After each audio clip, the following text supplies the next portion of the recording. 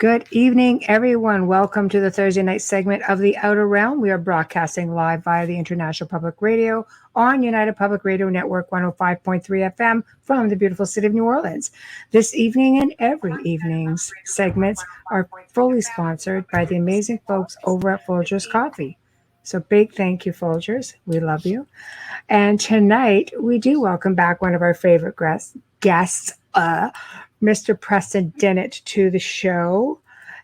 He's going to be sharing a whole bunch of more fascinating stories on abductions and contacts and things of that nature, ET, of course, while discussing his new book. He's always a lot of fun, always super informative. We just love him to bits. But in order to participate in tonight's show, you're all going to have to head over to International Public Radio, Gods, UFO Gods and Extraterrestrials, UFO Paranormal Radio Network, YouTube pages. Please subscribe. Of course, the chat room, if you want direct contact, tag Amelia, but it has to be UFO Paranormal Radio Network. And we will definitely be able to get you a little bit quicker. Otherwise, please do feel free to connect up on any of the network's Facebook pages, which I believe will be News on the Flip Side, International Community for Alien Research, UFO Paranormal, and of course, 34 seconds to go. I know. So with that said, here we go. And we are, I think I got everything covered. I think we're good. Okay. Yeah. Yay. 34 How seconds are to go. That was really high. I'm a little winded. Yeah, that's good.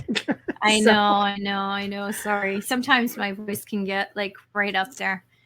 This time of night, not usually. So that was a little bit weird. Yeah, been a weird couple of days, I have to say. But yeah, but it's okay. Very hot over here, and did you see my post? I'm like, are you having fun yet? It's in the 90s with humidity. We're not used to this kind of heat, but the humidity here in Southern Ontario is so nasty. As you can tell, I haven't been outdoors this summer. Usually I'm like so dark by now, but I haven't had the opportunity to go out. I haven't even felt like being out there because it's so bloody. Nobody wants to be in this sticky old weather. That's just yuck. You know it's awful. People say to me, "Oh, well, you have a pool." Yeah, but do you know how hot your pool gets at this time of year? It's like walking. I'm not that person that likes bath water when I go into a swimming pool. I don't like it cold either. Right. I like it about just 84. Right. Yeah. 84, 85. But when it hits 90 outside, the pool is, you can cook pasta in it, basically. Pretty it's much salt water, the same. Throw it in, and there's dinner. But it's just pretty much the same. It's a gross feeling for me. And I know a lot of people like hot water and swimming pools. That's not my thing. It's not my thing. And I love the water, but I know. Man, oh man, it's just been crazy. It's been nasty. I'm just too busy. Yeah. Pretty much. Today was one of those days for sure. I'm getting on with the violin. Oh, whatever, Joe. Stuff your stinking violin. Because I was talking about how awful the pool is. Yeah, I know. Bring in the wine, though. We want wine with that violin music. I used to listen to people talk that way, and I used to forever. And then I got the pool. I know. I got the pool, and the last couple years, I'm very in it. What is that about, Miss Cookie Monster? Send me your cookies, okay? Because somebody steal your cookies today, you look grumpy. I've had a day, and I'll leave it right there. So, wow. But what he interviews us once, and he thinks he can say anything. Just wow. But I've really been looking forward to tonight's show because we love having Preston Dennett on. He's so much fun. He's just such a sweetie. His stories are delightful, and it's not all typical. When you hear about alien abductions, or usually a lot of the frightening stuff is out there. Not everyone's had frightening experiences, and some have had really interesting experiences. And he really does bring to light some really lighthearted stuff. Not that he doesn't get the other stuff, but he does have lighthearted stuff, which is really nice. And, he will touch a little bit on on someone tonight who we're actually going to bring on next week. And I know her personally, and I can tell you it will be very mind-blowing and not what you think. It's just wow. So really looking forward to that. Oh, hey, Zach, man. I'm so grateful that she's coming on. It's going to be good. Look, I got to reset. It's going to be good, and I'm just really, really excited about it. Hi, right. Hi, Zach. I said hi in the chat, but I don't know if you caught it. I'm excited about it. This is very different. I think everybody's going to really enjoy this, and I really believe she's going to help a lot of people understand so much more. I think so too. One segment. Yeah, I think so too, and I think that's what Preston does. He brings forward stories that are really. Sorry. Okay, good. All right, I can't. That was speaking of Dolly. That was just her. So I'm sure she'll be in chat tonight. But anyway, yeah, Preston does, put pen to paper and bring a lot of these experiences to light. I know for one that it has helped lighten up my thoughts on ETs and all the spooky stuff. Mm-hmm. I'm a little bit more comfortable with it all. But whenever Joe's ready, we're definitely going to bring him on. And there he is. Hey, there's a guy. Hi, how are you? Look at that smile. You have a great smile, Preston. You really do. Can't hear you. Your mic is. Turn your mic on. There we are. Sorry about that. That's okay. How are you? I'm good. Yeah, battling the heat too. God, right? What's it like there? Well, it cooled down a little bit today, but it's been over 100 for the past week. We're just trailing behind you. Humid heat there. Yeah, it's actually really humid. Usually it's not. Humidity is the but worst. Man, oh man, my tiny little air conditioner is just not cutting it. No, it doesn't. It works hard. Hey, look, our third host says, "What's up, Preston? Glad to have you back." Zach, man, I had to ring in on that. We love Zach. I know. Yeah. I know. So how have you been? How, collecting stories, what you been up to? Oh, I'm keeping busy for sure. Yes. I only work part-time now, so I get to devote a lot more stuff, time to UFO stuff. Nice. But don't have as much free time as I thought I would. I'm still really busy. But this is a good thing, yeah? I mean, considering, the world we live in right now is a little bit off song. Getting lots of TV opportunities too. That's fun. Good. Nice. Congrats. Awesome. Yeah, I was on Expedition X with Josh Gates. Where are you now? What was that like? I love him. Oh boy. Yeah, I didn't get to meet him. Yeah. But I also did. This is so funny. Just not too long ago, the Keeping Up with the Kardashians. How the heck did you manage that one? You got on the show? Yeah. Doing what? Did somebody get abducted? Chloe saw a UFO. Oh, okay. I was gonna say if anybody, out of all of them, because she's my favorite, it would have been her. She's the most open-minded and the calmest one, in my opinion. But wow, they were really nice. They wanted to learn how to call down UFOs. Oh, so and how please, you're going to have to explain how you went through that process, especially on air. That's like no pressure. Hey, it's not that hard. I mean, you can do this. This is actually getting a lot of traction these days. It's called a CE5, close encounter of the fifth kind, or a human-initiated contact. Right. And I've been doing it for years. Stephen Greer, you may have heard of, is of course the researcher who really spearheaded it. Right. But he used my cases. He's like, here's how you do it. Here's a case from Preston Dennett. And I'm like, wow. He came here to LA to speak about how to do it. And that's crazy. So what do you go out? Do you just have to do a rain dance or something? Or do you go out there and just throw it out and connect up psychically, telepathically? Yeah, you have to take off all your clothes and run. Jesus, dance around the bonfire. Things like that. Yeah, all right. Wait a minute. Might freak out the neighbors, but I'd be down. When did we get to the Yaya sisterhood? Yeah, I'm kidding. Fire, right? I'm kidding. No. Actually, it's pretty simple.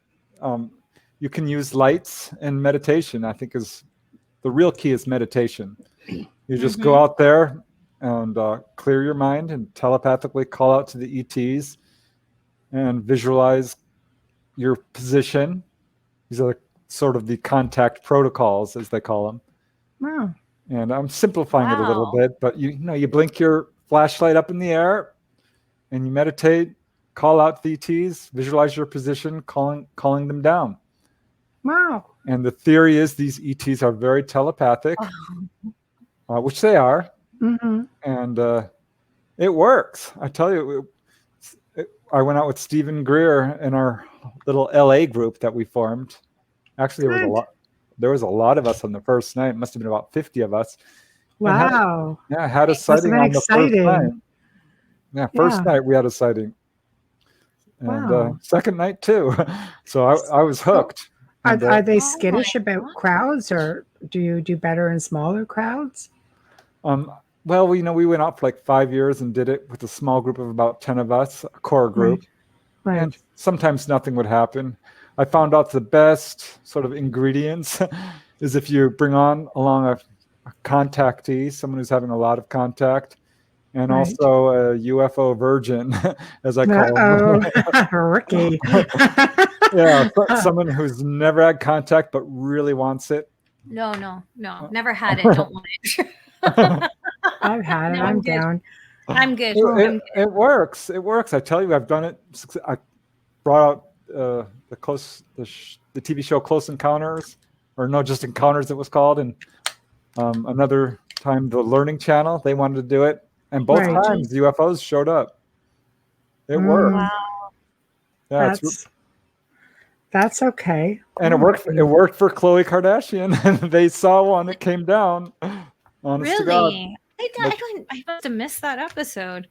My guilty pleasures are some reality shows, but wow. So how did they react? I'm just curious because I missed that.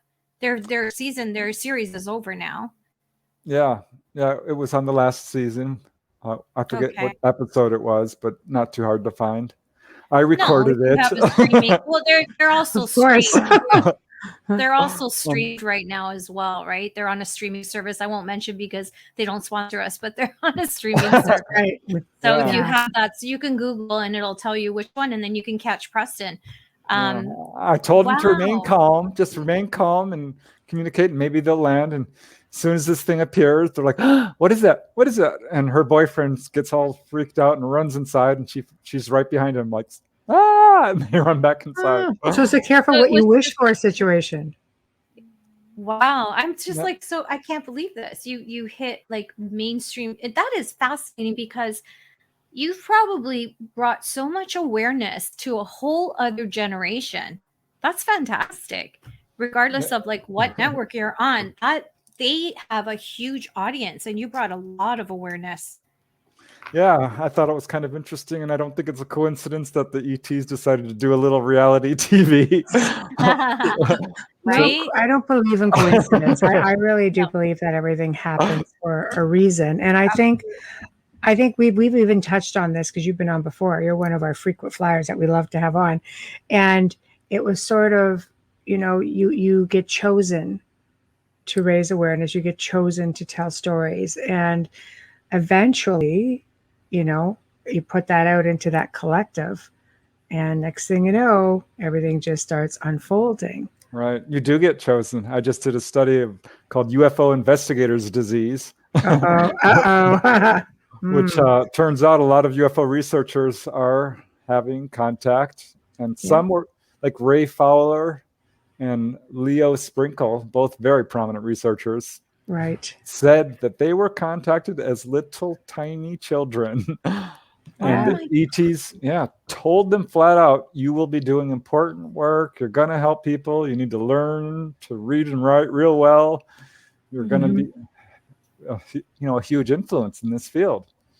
I believe that. They knew it. These ETs knew it from before they did. But do you think it's because they primed them to do it? I think people get put in positions, even life after life. You'll see some people who just reincarnate back into their bloodlines, and it's just like that mission just keeps going on. At least like with ET, because there is that theory, if that, that they stay with the same families for ages and ages. That if they've abducted you, chances are they've done your parents, grandparents, great grandparents. So it's interesting. All the way to caveman times. Sorry, all the way to Dolly is in the chat room. Hi, Dolly. She said, darling. Ask Preston if he knew he was going to be a writer early on. Preston has an ancestor who wrote. Oh, thanks, Dolly. Yeah, I sure did. Telling all your secrets. There we go. All right, that's fine. Fine. I did know. I knew from an early age I was going to be a writer. And it's funny, I have like 5 brothers and sisters, and they would look at me like, how do you know this? Like, I just know it. I just know it. Wow. It's going to be a thing. And I didn't know it was going to be UFOs. But I found out, it didn't take long. Right after I started researching, I started having sightings. Right. It's like they knew. These ETs knew. And but they do, back, right? They do, honest to God. Because this is a pattern. It's called UFO investigator's disease. Ed Conroy coined that term after he decided he was going to study Whitley Strieber and see if he was hoaxing or not. Dives into the deep end, and boom, he gets abducted by aliens. I don't have this illness because I've never had an experience. Nobody's talking about that, Amelia. We know you do. No. You just in freaking denial is all. That's a different illness. Just because you deny it does not make it not so. No, so I don't have any recollection like a lot of people do. So I welcome just my don't little ET friends. Some people don't remember. They don't remember until the time comes. Well, I had a really close-up sighting, and it left my mind. Oh. Yeah. Recently? No. Well, I mean, I've had recent sightings, but I've remembered those. Right, yes. But I remember in 1992, I'm driving along, and this ball of light drops out of the sky. Thought it was a bird. Of course you would. It's so sweet. It's a bird. Look at what? Look at that. I'm like, okay, maybe it's a firecracker. It's late July. Superman. So I didn't want to think UFO, but it was an orb. It came right in front. I mean, it's as far away from I am as the computer right now. Right. Wow. That's very close. Yeah, it goes in front of my windshield, back and forth 3, 4, 5 times. Stops. It's over the hood of my car. I mean, it's close. And it dips down and goes straight up. And I forgot about it. It left my mind. Did they assist you with it leaving your mind? I think so. Yeah. Yeah, they do that. That's what really peeves me off is that, I think people would be more comfortable with the idea of being visited by, extraterrestrials if they're like lurkers though, and people, it's just like, it's like being lurked by somebody who just shows up in your bedroom at night. It's just wrong on so many levels that it's not even funny. But it's like, I think it would be easier if they just, while you're up sitting and, at the table, and I'll often be by myself. I can hear them knocking all over the darn house, and I'm sitting there going, like, can you not just come to the table? I'm here. No, you just have to wait till I'm slumbering, and you're just going to bother me. Then I get ornery about it. So I'm not so sure it would be easier. I've talked to people who've had that, and it can be scary having a fully conscious daylight encounter where an ET walks in. Yeah. I think if you're ready. They often do that. They'll contact people in their dream state. But, that often is how they start. Because that's more easy for people to sort of swallow that pill. Yeah, you say it's easy, but after a while, it's like, step it up, man. Now I'm sleeping. And people will go into denial too. And so they will like come to your face and say, stop denying me. Boom, boom. Yeah, I'm here. I haven't had that. I know. No, I haven't had textbook denial. I'm saying. No, I haven't had that experience where they've come up to me and said, "It's okay." Well, let me ask you, Amelia. Have you seen a UFO? No. Have you? Not that I know of. No. All right. I mean, I've seen stars moving around, and I know they're stars. Well, stars don't move around, They fall. Well, yeah, but they shoot across the sky real quick, but they don't like move around. No, like that's what I mean, like falling, like straight. I've never seen anything do that. I've never seen anything of any footage that I've seen. I don't remember ever seeing anything like that. Like a lot of people won't just see them. They see them during the day through clouds, and I've only ever seen them in photos. I believe in them 100%. I don't deny it. I don't recall anything, so I can't. I'm only speaking from what I remember. And sometimes I think I had a lot of fear with it, and maybe that's why. I don't know. Yeah, well, that would be another one of my questions. You have a strong emotional response to this subject. That's a definite red flag. There we go. When you have very strong. It's not happening, and I don't want to talk about it. All right. Yeah. See, look. I'll let you talk. Have you? No, C5. Dolly, I haven't. Have you C5'd? No, I haven't, Dolly. No. Wouldn't I remember that? I don't know. I'll tell you, I did an experiment one night, and I just grabbed a pizza and I decided I'm going to go sit down by the river. And, this is probably a few months ago, and basically put it out there. And bam, they were in the house that night. I'm telling you, they can show up when you least expect it. There we go. See, right there. Right there. Right there. Yeah. I'm not going to lie. I jumped just a little. I startle so easy, and yet I talk to ghosts. Yeah, well, so do a lot of contactees. They also are very psychic. This is sort of another clue. You're not gonna end it, are you? I'm just saying. It's a thing. Yes, I'm not going to argue with you. Yeah, it's hard to find your comfort zone. I always thought like a daytime, thing would have been a little bit easier than a nighttime thing. Well, I think if you're ready for it, do it. It'll happen. Just sit down and meditate, call to them, and they don't like bright lights. They're not really made for that. That's one of the reasons that they come at night. Also, it's hard for them to fly around during the day because they use the the whole house is dark for them for the most part, aside from a couple of rooms. They're spoiled.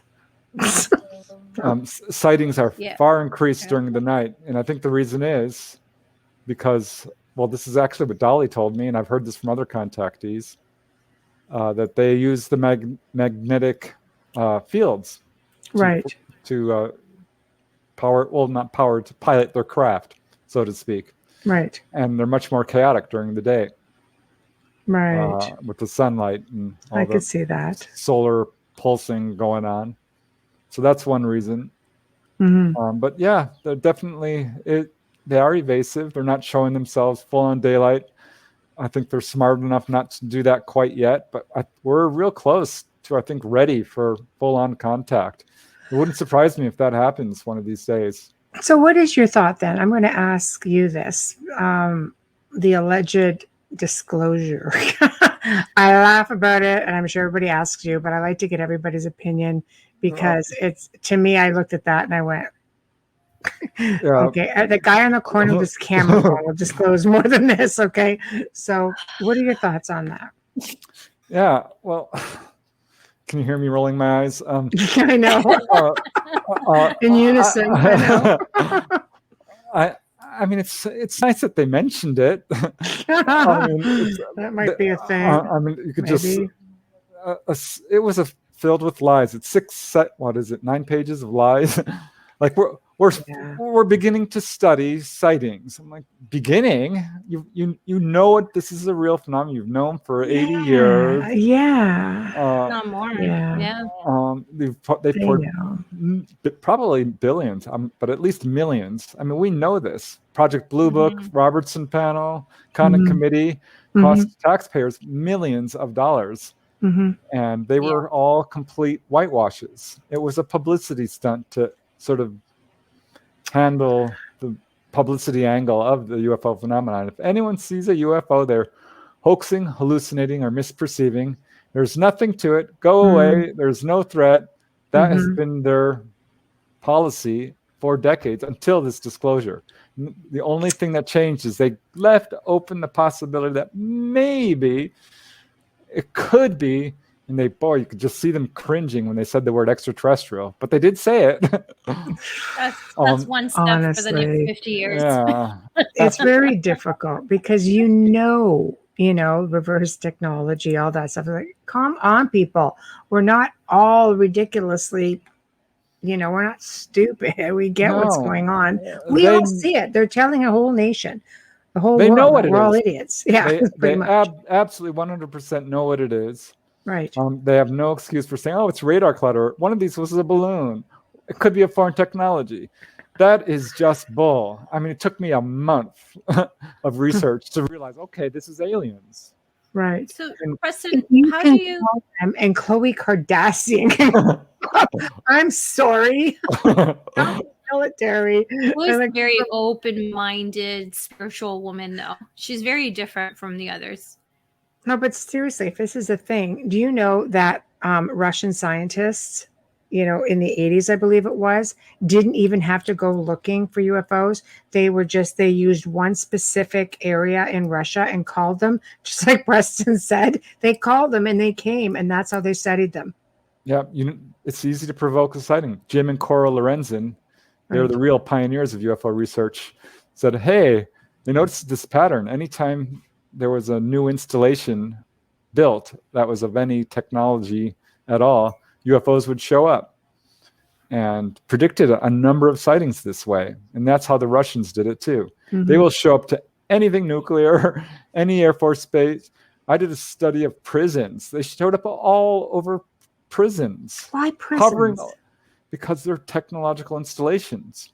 They're very fortified. They've got all kinds of technology to them. Really? That's interesting. They study rocket launches. They are there when we do anything of any technological level at all. They're watching closely. Apparently. Sorry, go ahead, Amelia.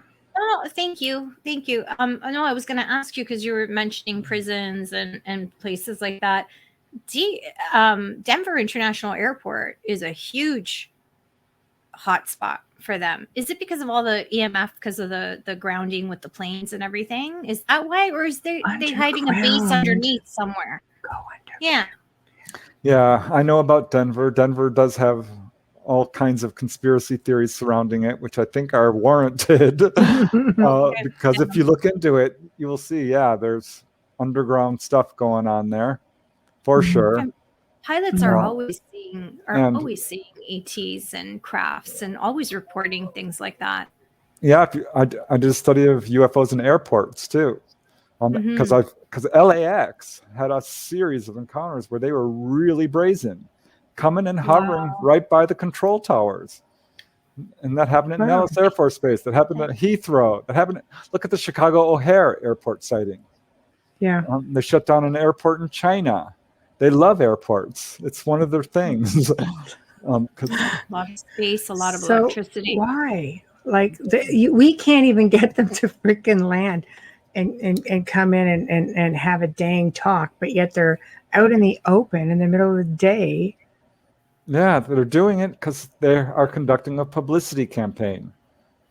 They tried to disclose. They wanted to land, and they had a meeting at Edwards Air Force Base with President Eisenhower. I remember. This is a pretty famous incident. It's gotten some ridicule, but no one's ever been able to debunk it. And if you look into it, the evidence that this happened builds, and builds. Most researchers are taking this seriously now because the evidence is pretty overwhelming that it happened. Right. And according to the story, the ETs wanted to disclose, and we said no. And so now they're doing a grassroots movement. And this is why we see UFOs hovering over schoolyards, like Rua, Zimbabwe, which is one of 100 cases. Yeah. I just put out a book, well, relatively recently, called UFOs or Drive-In UFO Encounters. Right. UFOs at drive-in movie theaters. Right. Because I had a lady at work who talked about this encounter at the Paramount Drive-In. She said hundreds of people saw it. We all saw it. It was right next to the screen. And I found a bunch of cases. I found 100 cases. 100. Wow, Preston. See, you can't discredit when a crowd sees them. Right? That's tough to discredit, but yet the government all governments manage to talk their way through that. Why are they being so adamant about not disclosing? Power, greed, control, money. Control. I think meanness. They're mean. They're not nice people. They do not have our best interests in mind. I hate to say it, but they've lied from the beginning. They knew about the drive-in theater encounters. I started to look. I found some in Project Blue Book. None were declared unidentified, which is so ridiculous. There was a case in 1952 in Bakersfield, California, at the Terrace Drive-In, where it hovered right next to the drive-in. Turned out there was a high-level military officer there who reported it to the local sheriff's station. Local sheriff writes up a report. He interviewed like 20 people. He went down there. There was 100 people like, oh, my God. And so he writes up a report. It goes to Edwards Air Force Base, which is UFO Central. It gets routed to Project Blue Book. They put it on a report marked action, sent it the next day to the commanding general of Wright-Patterson Air Force Base. This, Wright-Patterson is where we fly, do all the foreign technology. But not only that, they sent a report to Ent Air Force Base in Colorado, where we track all the incoming and outgoing traffic, and to the Director of Intelligence in Washington, D.C. So they took it very seriously. They know from the beginning they've been hovering over drive-in theaters. I've got other cases just like that. Same thing. Goes right to the highest level at Wright-Patterson. They know. They're such liars. I'm really mad at them. They're on my naughty list. They will not get away with it. Buggers. I'm so glad you're honest, because you are so honest, and you're driven, and you really want to seek the truth, and there's not I could never discredit you at all. Just honestly, I can't wait for this other book. Oh yeah I'm putting them out, this next book with Dolly. I'm so excited because she was kind of led to me. We are too. I've had a number of people led to me. Just recently I had a guy from England call me up. He's like, are you Preston Dennett, the UFO researcher? And I'm like, yeah. He says, the one and only. Here I am. Hey, there's another Preston Dennett in Kansas. He made the dean's list. One more. Hey. I wonder about him. I'm like, I wonder what he. Does he know about has me? He ever had any sightings, right? He probably does if he ever Googled himself. Right? You would one come day up. The ETs are going to show up and they're like, oh, wrong Preston Dennett. I think they know where you live. They do. There's no doubt. Yes. Well, I know they do, because this guy from England calls me up and he's like, you're Preston? I'm like, yeah. He's like, well, I had an encounter with Grays and they told me to call Preston Dennett and then I should speak to you. That's crazy. That's what I said. I'm like, wait, what? Wow. Holy crap. Wow. The Grays know about me. And so that's a bit of a game changer, right? Yeah, it kind of like cemented it for me, because Dolly pretty much said something very similar. Right. And I had a couple of other people tell me that, but I'm like, no, shut up. I'm not. But after you hear it like a few times, you start to believe it. Some incidents can really drive the point home, but it's nice to have the validations when people are just, contacting you. Like, that's not. They trust. Yeah. One lady, I'll call her Wendy. I remember she same thing. She's like, the ET told her it's okay to talk to me, and I'm transcribing her interview. She talked about kicking an alien in the neck. Oh. And I'm like, oh my God, yeah. Was that like out of fear, or was she defending herself? Was it out of fear, or did something happen that they heard her? No, they didn't hurt her. They just showed up in the middle of the night, and she leapt out of bed and like, hi-ya! Right there. That's what I'm talking about. They're like lurkers. And she now takes a very positive viewpoint towards. They healed her. They healed her of a cyst. Oh. She's super, super psychic. She's a great friend. Right. But at any rate, I'm transcribing the interview. I'm like, I wonder if she's for real, because got to that point where she kicked the ET in the neck. I'm like, gosh, I've heard that once before, but. Yeah, this is an extensive case. I mean, she had hybrid babies. Mm-hmm. This was relatively early on in my research, 1994 about. And I'm leaning back in my chair and thinking, I wonder about Wendy. I know she's telling me the truth. And I interviewed her face to face. And then I get this really strong impulse to run to the roof of my condo. And I couldn't resist it. I honestly could not. Because I'm like, I'm not going up there. I'm not allowed. You're not allowed up there. And next thing I knew, I'm up there. And, being that guy. Yeah. And I grabbed my glasses. Oh my God. That is so funny. Binoculars. No, I just grabbed my glasses. That's it.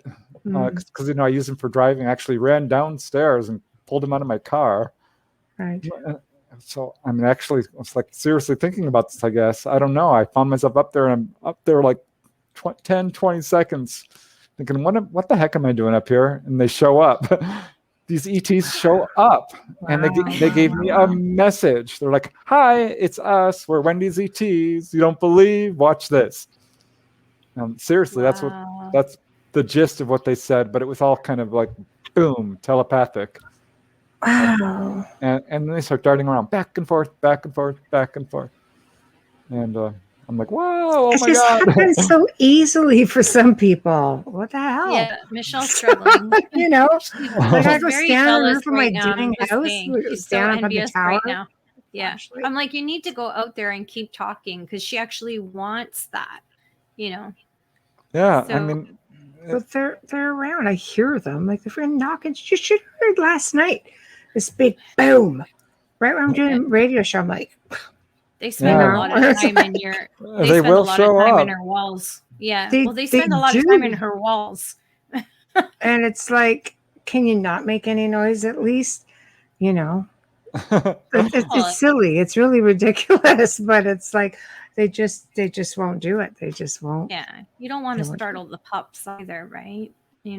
Like dogs are very sensitive. Probably trying to get you used to their presence. It's been about a year now. I'm there. Okay. I've got a question for you. It's ET telling you. Yeah. Tell her we're there. Tell Michelle, okay, we're going to do this and have her ready. They do call people on the phone, by the way. That is a thing. I am not lying. I've got 20 some cases. It happened to one of Bud Hopkins' clients. Raymond Fowler had a case. I have about 3 cases involving that. Wow. One guy, they actually spoke to him, said, we're coming soon. That's what they told him. The time is soon. Wow. Can I ask you a question? Because I know a lot of people ask me this question and I can't answer it because I've never had an encounter. But with all these cases that you've studied, collectively, do you have an idea of why they're coming around and what they want from us? Yeah, I think we've got to. Ooh. I think we have a pretty good handle on their agenda, actually. Seriously, I think, and other researchers, I think, have found out the same thing. They've got several reasons they're here. Mm-hmm. The Greys do have an agenda with the hybrid babies, for sure, because they are having trouble reproducing. And so due to genetic damage and genetic intervention and manipulation. So that is one of their agendas. Another is to save us from destroying our planet. This is the message they give to people. Why are you messing around with nuclear power? Stop polluting your planet. If you don't stop the greed and negativity you are putting out, you will destroy your planet like we did. That is what they're saying. over and over again. Oh my gosh. That is a major agenda. Another is to get us off fossil fuels. They take people to the engine room over and over again. They will do this and say, why are you using fossil fuels? There are other energy sources. Here's how we do it. Another is to wake people up psychically. Most people who have extensive contact have a huge psychic boost because of it. They become, in a word, spiritually enlightened, in 2 words. Right. Which makes sense, because then you connect more to source and to the collective, and you're more aware of them. It's like a form of evolution, right? They teach people to do healing, astral travel, psychic reading, channeling, past life recall, all of these things. Right. It's just like, again, it's just, this is all stuff that we should already know. This should already be with us. It's just been conditioned out of us, as you know, whether it's in the food, whether it's just in media, subliminally, you know, we're just not, I always say we're the species with amnesia. Exactly. We should know our past lives. We should know that we're immortal. Death is a lie. Fear is a lie. Yeah. The universe is safe. We have been trained to fear everything. Well, that's how they control you, right? So as long as you need them, you're always going to be afraid. Here's I mean, this is something that people seem to be really, again, is it a fear-mongering thing? When you talk about having hybrid babies, you know, I kind of wonder, is it just to, you know, replenish their own race, or is it to save ours in the future? And should people be more receptive to it?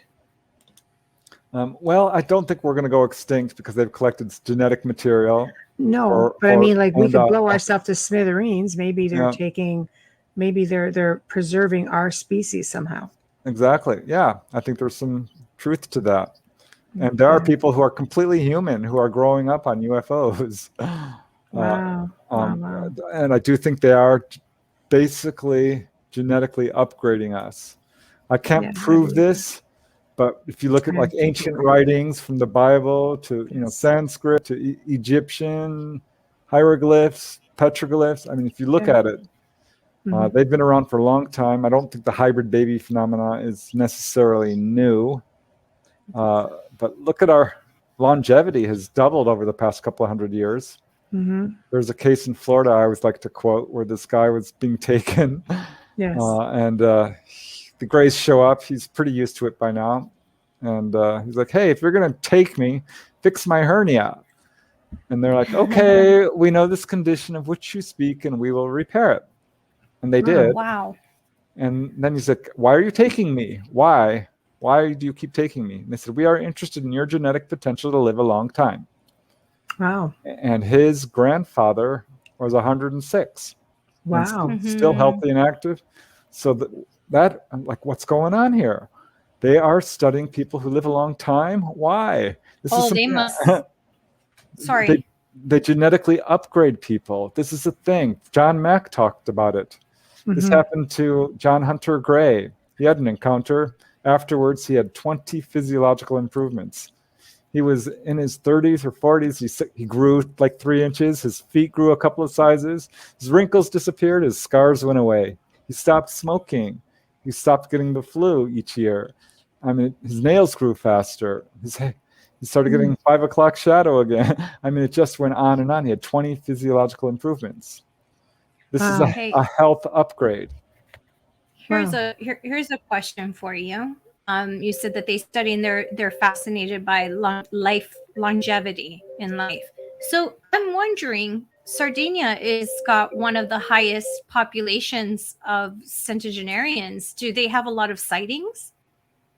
I've not done a study of that. That's a good idea. They are studying that island off of Italy, off the coast, the west coast of Italy, Sardinia, for years because they have such a huge population.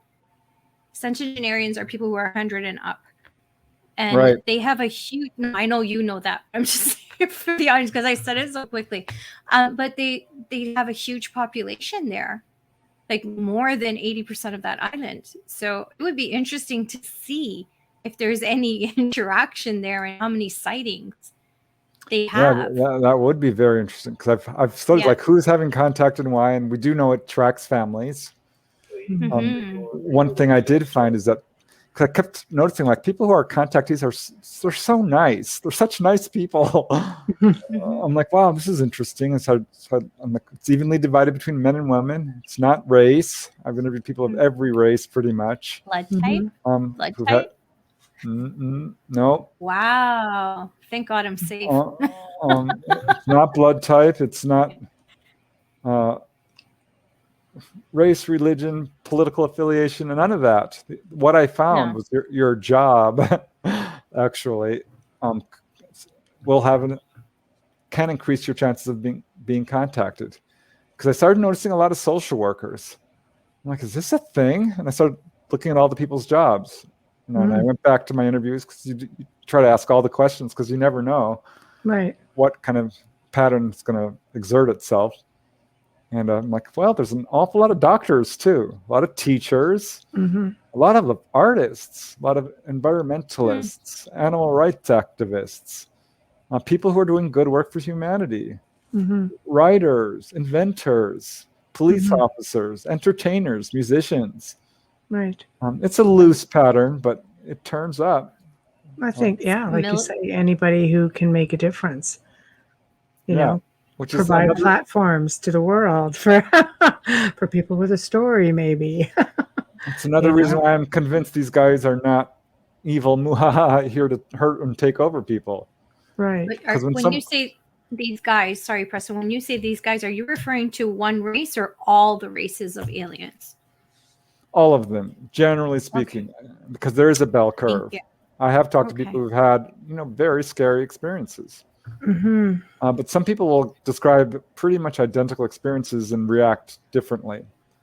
I've talked to some guys who are really religious, and one guy's like, these guys are demons. I hate them. And he just will not budge. But his experiences pretty much match what other people have said. He's just not happy about it. Right. And what often happens is people will have an experience, and it can be very scary because we're trained in fear. To, anything that looks different is scary. Maybe because they're fighting it.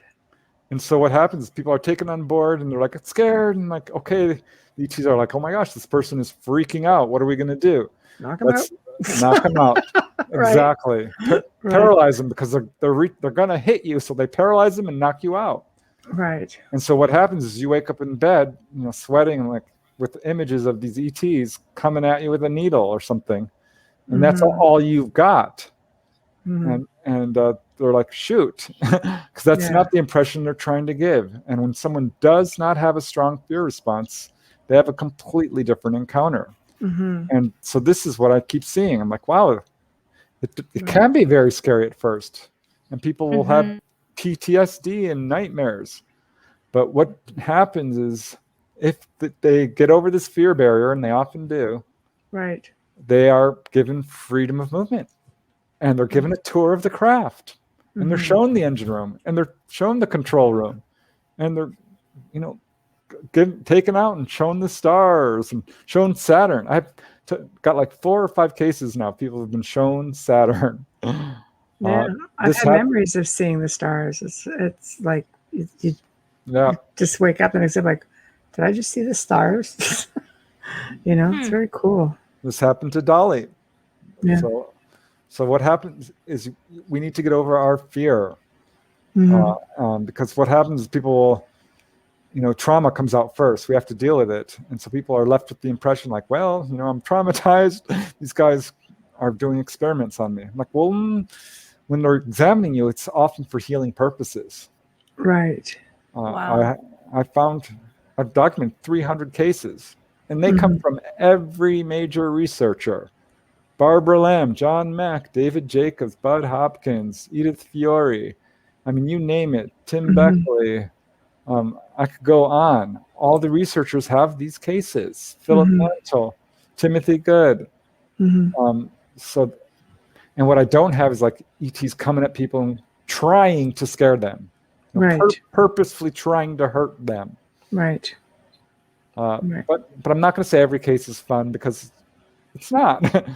Right. Yeah, I mean, you get some people who wake up and they feel like they're being sucked out a window. That is fearful. Yeah. You know what I mean? Like, I mean, you wake up in the middle of that, it's going to be a little frightening. Well, they say, don't be afraid, we won't hurt you. But then they suck you out of the window. That's what I'm saying. Or through a roof. In the dark, you hear shit. You're just like, what is that? Then they psychologically, it's like a psychological prowling thing. I could see, I've heard people, with different perspectives. And that seems to be the one thing that they don't like, is like, why do they have to act like predators? It's like, this is true. I'll give it to you. Well, they have knocked on people's front door. I mean, this happened to Whitley Strieber. Right. He had a visitor to his house. What was his name? I forget it. But he wanted to have contact. Right. Someone knocked on the front door, and it was ET's. He thought it was a bag lady. But I get a vision of E.T. the movie. His little. But did they look like ETs, or did they look human? They put on a screen memory for this gentleman. God, I wish I could remember his name. It'll come to me. But Whitley Strieber heard the door knocking, so he comes down the stairs and saw it, and all happening. It's like, oh no, these were the Greys. Wow. So there are a few cases like that where they will knock on your front door and. I mean, instead of just like run through your walls and stuff, knock stuff around, and that would be nice. That would be nice. Contact comes in a bunch of different ways. I mean, it can be just telepathic. They will call you up on the telephone. I'd be okay with that too. You need to ask for that one. That's the only one you haven't asked for. I know. Try it. I won't say I haven't had amazing experiences. I have, through devices. Through their stereos. That happened to Whitley Strieber. That happened to a family in Colorado. Yeah. That happened in a number of cases. I've had a similar experience. Yeah. With a full range of like everything. It was just, I recorded it. It was just mind blowing. Yep. So. They showed them in my latest book, Wondrous. One lady, she decided to go out jogging outside of her home in O'Fallon, Illinois, and saw what she thought was a man on stilts walking down Kyle Road near her home. That's a big gray. And it was really tall. It was almost tall as the street light. So it walks under the street light, and it's a praying mantis. Oh no. See, we hear bad things about them. I have not heard good things about the mantis. Like through clients who, here's where the paranormal seems to cross a little bit with ufology, and I mean, I've been doing this 18 years. I learned early on that they seem to use even portals that are similar, dimensional, right? And the mantis, like people would just feel like they were just being like just terrorized by them. Is this mindset again, or is this really, are they okay? They just look creepy. Well, I've gotten both sides. Some people are like not happy about it. They seem to be in charge and are bossing the Greys around, and a person might be like lying there on the table screaming in fear, and they don't seem to quite understand what humans are going through. I know. So I think part of the problem is that our minds are compartmentalized, and they're talking to a larger part of our mind, right? That we're not even aware of, because we're giving permission on some level. Right. This is what a lot of contactees are finding out, especially after they've gone under hypnosis and recovered all their memories. And but the praying mantis do scare people, because I mean, let's face it, if you see a 9 foot tall bug-like creature coming at you, that's going to be scary. With the 3-inch one. I can't imagine 9 feet. But I talked to a Navy medic, Kevin Kamen. His bunkmate was a contactee, and Kevin's like, "Oh yeah, sure you are." He's like, "No, I am. I've been to their planet. They take me on their ship all the time." Kevin's like, "All right, I want to meet your little green friends." And his bunkmate says, "Sure, I will tell them." And comes back a few days later. they're on a ship at sea. And he says, okay, I talked to them and they said they will show themselves to you. And they came the next day on the ship. Wow. His bunkmate says, okay, go up on deck. You'll see them. Kevin goes up onto the deck. It's a 600-foot-long Navy ship in the Atlantic outside the Bermuda Triangle. And Kevin looks up and sees this giant UFO. No one else seems to be able to see it. He tries to get other witnesses. Next thing he knows, he's on board, and these ETs start talking to him. He's afraid to turn around because he's freaking out. But they talk to him. They tell him all this information. They told him they can speak all the languages on our planet. He's like, are you going to eat me? And they said, no, you watch too many horror movies. We're not going to eat you. You're fine. I don't blame him for asking that question. Sorry. He says, where do you come from? They showed him a star chart. They said, yes, is Roswell real? They said, yes. They said, since you started contacting or using nuclear bombs, that has attracted a lot of races to study you because you're causing problems in other dimensions. And you've started a countdown clock. Wow. They said, because of your nuclear power, they said, because you're messing around with nuclear power, you've started a countdown clock and all these disasters will happen. And they showed him this screen, which she said was like looking outside of a window. And they showed him hurricane after hurricane after hurricane, and tornadoes and landslides and earthquakes. It's all been happening. Yeah. And they said, this is going to happen and you cannot stop it. Wow. And finally he turns around and looks at him. He's like, what do you look like? And they said, well, we're not little and we're not green. And he's like, well, what do you look like? And they said, well, sometimes our appearance scares people. And he finally turns around and he sees them. And they're in the center of the room on these white kind of stone-looking chairs. Mm-hmm. And they're 15-foot tall praying mantis. Wow. And one stands up and walks over to him. Freaks him out. That's not unnerving. Just saying. He said they radiated intelligence. Their eyes were about as big as a basketball. Wow. One reaches down and says, would you like to go to our planet? And he said, no. I'm good. We can talk here. Let me get you a coffee. He's like, I'd like to go now. I would like to leave. And they said, okay. And they touched his shoulder. Said they had weird looking hands. And touched his shoulder, and he blacked out. And he was back on the ship in his bed, which was not where he started. Right. And he was screaming, covered in sweat. And his friend, the contactee, whips open the curtain that surrounds his bed and grins ear to ear like, so how did you like your little ride? Shut up, I hate you. Right. That's what Kevin said. Yep. So that's got to be awkward. You know, there's a lot of different theories with, want to go to our planet, for example. How can you do that? And I mean in a way that not every planet, we're not built to be on every planet. Right. Density wise, we're not built for Earth. We're not built for Earth. An interesting statement. Why do you say that?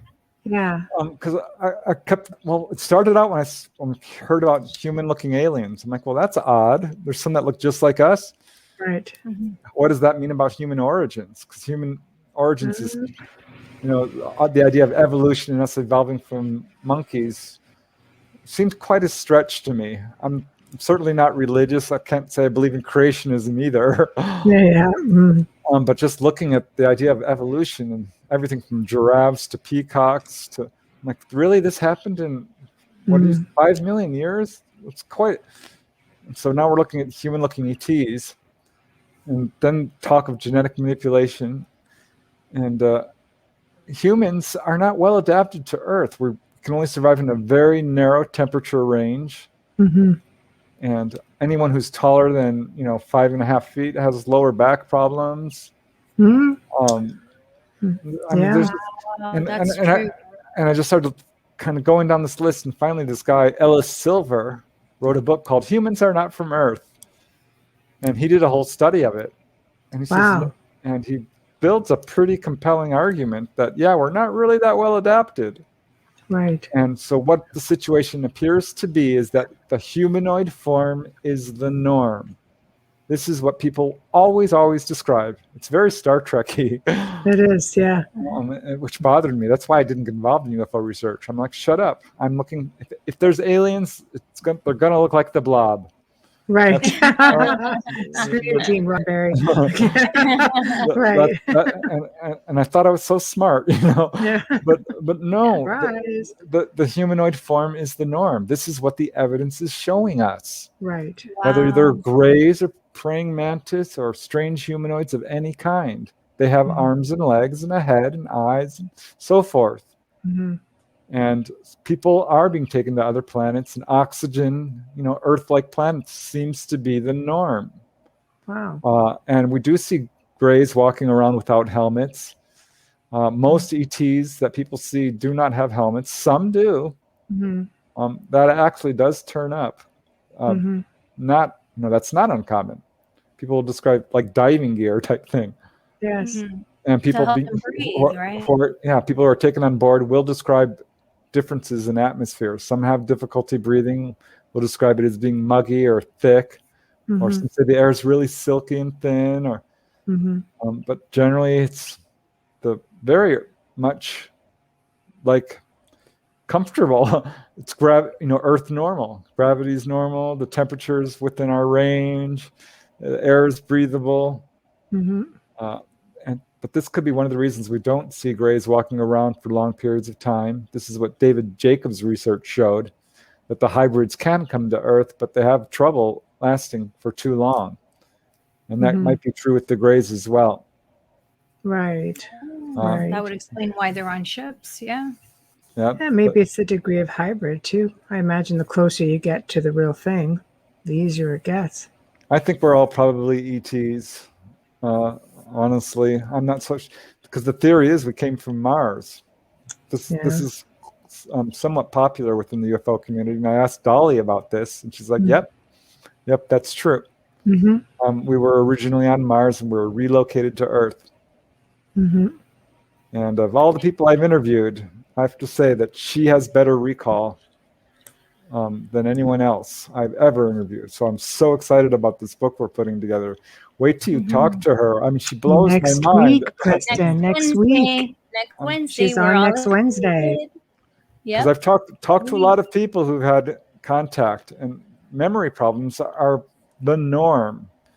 Even people who are having fully conscious contact still have some trouble with it. Jim Sparks is one who has had full unconscious contact. I've talked to a few others. But Dolly says from age 14, she's like, that's it. If they're taking me, I'm going to know. I'm taking the bull by the horns. I want control. And she's like, I'm going to remember. And she did. Right. And she's telling me. If you can alter your own reality, then why couldn't you make yourself remember? Yeah, it's definitely possible. I think it's just a matter of willpower and deciding to do it and facing your fears. She's a very, very strong person. She is. She's lovely. But I've talked to a lot of people, and everything she's telling me, other people have told me piecemeal. But to hear it coming in a full continuous stream is like really delightful. Like, wow, another person said this, check. Another person said check. Yeah. Because like I think it's great. Yeah, one guy told me about being taken to see Saturn. I'm like, wow, this is amazing, because I know Leo Sprinkle had that happen. Raymond Fowler had that happen. Dolly talked about that. I've had people tell me about being taken to other planets. That's pretty rare. Most people don't remember that. That would be really fascinating. Is there a popular planet that they frequent? Yeah, I mean, they have planets that they go to.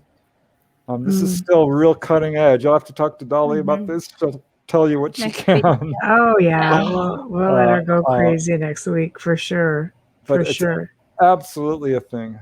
I've talked to some Native Americans, and they seem to be a lot more in tune with the star people. Look at the Hopi, right? Yeah. Have you interviewed anybody like from the Hopi Indians? No, I interviewed this guy, Stan Hughes, from the Blood Tribe in Canada. Oh, and he had full conscious contact with what we would call a human-looking ET. I don't like the term Nordic, Right. Because that says, white, blonde-haired, blue-eyed. Right. It's and typical. The ET he said looked Middle Eastern, had dark eyes, dark skin, dark hair, and was handsome and strong, and wore a blue jumpsuit and silver boots, and smiled from ear to ear. Wow. The benevolent contact. Right. Yeah, the Native Americans have a better relationship, I think, than a lot of people, because they recognize that they are related. They call them their ancestors. Mm-hmm. One of my favorite new researchers is R.D. Six-Killer Clark, who's put out a bunch of books, and she's putting forth a bunch of contact narratives that are significantly different from, the scary, Greys abducting and anal probing people. They're taking your temperature. They do it to your dog. Stop it. Because the truth is, I think that these guys are not, bad news. Right. I really, after initially I was like horrified, but after 35 years of research, I'm like, yay! I'm so glad they're here.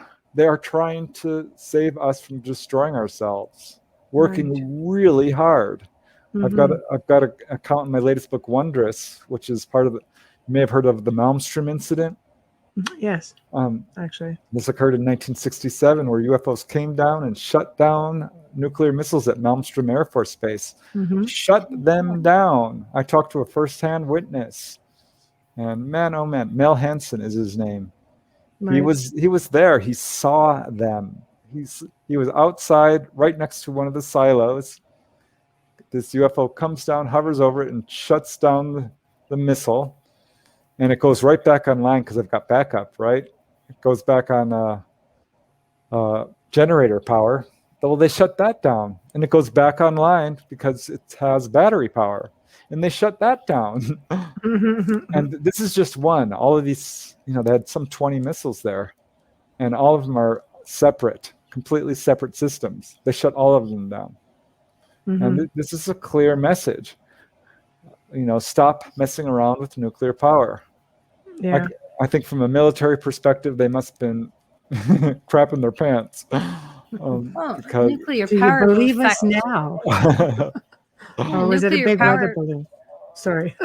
No, it's okay. Nuclear power would affect everybody. It would be universal. It wouldn't just be contained to Earth. Yeah, that's what they said. That's what the ETs that tell people. That explosion would be everywhere. They said it actually rips holes in other dimensions that we're not aware of. That's right. It makes total sense, because the biggest story out there is, if I push the button, I'm going to take out more than just our country, that country I'm focused on. I'm going to take out the whole, that whole hemisphere, if not all of the world. So why would anybody do it? It doesn't make any sense. It's going to leave a big wow, dimensionally speaking. Yeah. Alternate universes, alternate parallel universes, parallel dimensions.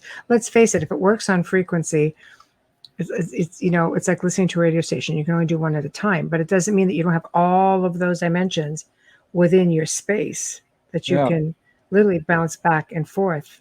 Exactly. This is one of many reasons why I don't trust the governments, the power elite, the 1%ers, the people who are covering this up. Yeah. Think about the nuclear power. What are you doing? Why? Why would they sell weapons to both sides of countries and then fund a war? That makes zero sense. That's another show. That's a whole other. I could talk about that for hours. I know. Power. When you're that high up and you're the 1%er, it's no longer about money. It's about power. It's not about money, because they have all the money. When you're the one or the first two, and I'm not going to mention names, it's all about power. Look at them going at it right now to get their ships on the moon and stuff. Look at them. It's not about Mars. Yeah. Like, you would think with all that money, you just enjoy life. No, I need to do this and I need to do. It's ego and power. Yeah. Shame on them. Yeah. Shame. Bastards. There, I said it. But we need the balance, right? That's you can't have all good. It's all a learning curve. But I would love if they would have a near-death experience. Because when you have a near-death experience, you feel all the feelings of all the people you've hurt. Yeah, see, I don't think the other side will let them in. I don't think any of that exists on that side. But it's so disappointing for me. Yeah, I wish they would interfere a little bit more with that group. But see, that's the theories also, is, they don't want to interfere. They have to be careful to interfere. You hear so many different theories. Yeah. I mean, if you go back like hundreds of years, I don't even remember the date. It could be 400 AD, BC. Don't quote me on it. But there was this sort of a treaty called, it was a Muhammad, not like the Prophet Muhammad. This is totally separate from that. But basically, ET made contact. And this agreement came into place stating that they would only deal with the elite. They would not deal with anyone else. So I'm guessing probably 480, And I thought that went way, way back. That hasn't changed. Yeah, well, I haven't heard of that. I'll send it to you. But I do know that they are contacting people of all levels of society. But I think they got fed up, and you try to do the right thing, working with the powers that be that you think are doing the right thing for their people. This goes back a really long time ago, right? So I think, because there's a lot of speculation in there, it clearly states that they weren't doing or holding up to their end of things. So they started going off and branching out separately to the people instead of as a collective. Well, we have free will. I think they want us to solve our own problems. This is what contactees have been told.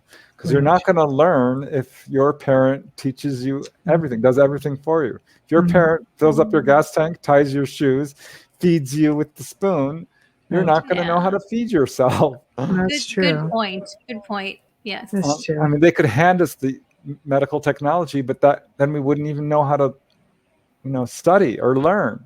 Mm-hmm. And if they handed us this medical technology, we'd probably abuse it. So out of these people then that they contact, are those people that just say, you know what, I want to be off world. I just can't do it here. It's just a lot. I mean, a lot of us, how many people out there feel that they don't belong in this time or place? We spoke about this last night, probably because we come from someplace else, or maybe it is a past life thing. Who knows? But I mean, are there people, like, out of these people you've interviewed, who say, no, I wanted to go back and they wouldn't let me for this reason, or it was offered and I didn't take it? That theme does turn up. People have past life memories as an ET.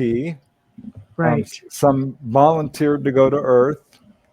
Right. And some feel very much like they're on a mission to enlighten humanity. Mm-hmm. Okay. And by and large, they do feel a sense of not belonging to Earth. Right. Many of them feel like the ETs are their family, their friends. Mm-hmm. That is absolutely something I hear quite a bit. Mm-hmm. I'm going to say there's something to that. I saw a channel, Bashar. You may have heard of Bashar. Yes. Daryl Anka. Yes. I had a reading with him. He pointed to me. He was how like, did that go? It was interesting. This was very early on. I wasn't at all well known. I don't think I'd written any books or anything. And he points to me and says, you're here to anchor the ET energy. You were an ET in a past life. I'm like, oh, that's interesting. I mean, for him, that's actually pretty cool. Yeah, it was cool. And I got to see 2 or 3 other channelers. I was just studying channeling at that time because I'm studying all the paranormal. That's because it's all related to this. Yeah. And all the channelers said that, I was an ET in a past life. I'm like, great. All right. So why can't you, I mean, obviously in this life, I mean, is it not the same essence that bounces around from physical to physical? Yeah, I would think so. We're eternal entities who just change our clothes and change our name. Give us a new skin suit. Yeah. Well, we're all coming down to Earth school. It's a tough, brutal school, isn't it? Man, oh man. It is. It's like I'm looking forward to graduating. Yeah. I know, but they keep bringing us back for whatever reason.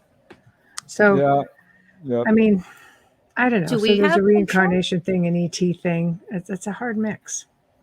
Yeah. Do we have control on that that recycling thing? Can we say, no, I'm not going back? I've looked into it to a certain degree, and it's hard to get a good, solid answer on that, but I'm going to say yes.